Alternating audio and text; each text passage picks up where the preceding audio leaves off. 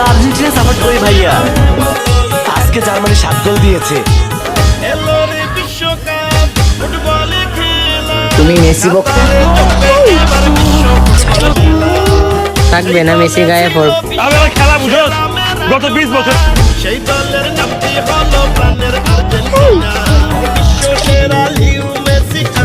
আজকে আপনার কি মনে আছে কাতার ওয়ার্ল্ড কাপের রাতের পর রাত যে